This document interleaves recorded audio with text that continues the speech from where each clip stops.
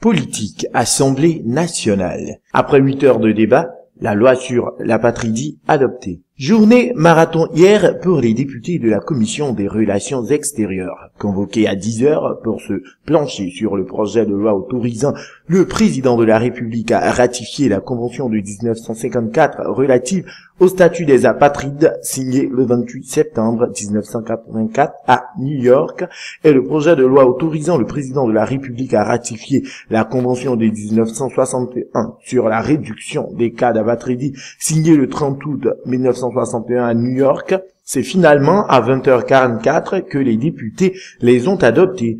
Pour en arriver là, que de tractations, que de débats prévus pour 10 heures, c'est finalement à 11h que débute la rencontre entre les députés et les émissaires du gouvernement que sont Charles Kofi Dibi, ministre d'État, ministre des Affaires étrangères, Coulibaly Nguema, garde des Sceaux, ministre de la Justice et des Libertés publiques et Albert Agré, ministre chargé des relations avec les institutions. Après la lecture de l'exposé des motifs des deux projets de loi et celui autorisant le président de la République à ratifier le traité pour la construction, l'exploitation et le développement de la ligne d'interconnexion électrique Côte d'Ivoire, Libéria, Sierra Leone et Guinée, CLSG, au moment de la prise de parole des représentants de différents groupes parlementaires, intervient Deli Mamadou, président du groupe parlementaire de l'UDPCI. Plutôt que de faire les observations de son groupe parlementaire, il supplie Madame Bobby Assa, présidente de la commission, d'accorder une suspension de 15 minutes. Avant de préciser qu'il intervenait au nom des présidents des 5 groupes parlementaires,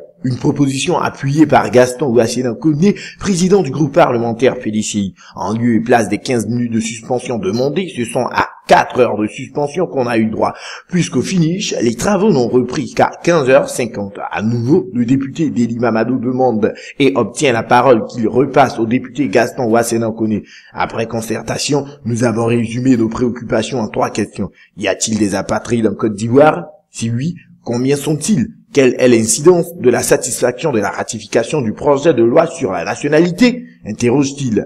Suivront les réponses des émissaires du gouvernement et le retour de parole des différents députés. Très vite, le ton monte. 2 camps se dégagent. D'un côté, les députés du PDCI qui semblent s'opposer au projet et de l'autre, ceux du RDR qui demandent l'adoption des projets de loi. Malgré les explications du comité partiaire qui rappelle qu'au cours de la suspension, tous les groupes parlementaires avaient opté pour le vote de la loi, les députés PDCI font toujours de la résistance. Intervient alors l'honorable Konatézié du groupe parlementaire du RDR autour de 18h45. La Côte d'Ivoire a respecté ses engagements internationaux. À cause de votre politique ivoiritaire, le pays a connu beaucoup de dégâts, lance-t-il. Une intervention qui ne plaît pas du tout à la présidente de la commission qui lui arrache la parole. Plusieurs membres de son groupe parlementaire n'apprécient pas. Le ton monte dans les 2 camps. Amadou Soumaoro, président du groupe parlementaire RDR, Gaston Ouassena-Koné et Madame Sarah Fatiga, première vice-présidente de l'Assemblée nationale descendante, dans la main courante pour apaiser les uns et les autres. Le groupe parlementaire RDR, par la voix de son président, menace de se retirer du comité partiaire.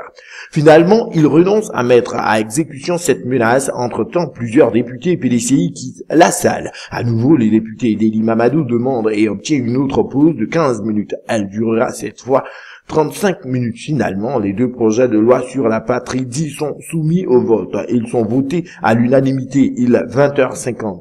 Les députés ouvrent les débats sur le 3e projet de loi, mais la salle commence à se vider. Les journalistes également en font autant pour rejoindre leur rédaction. Contrainte de bouclage oblige.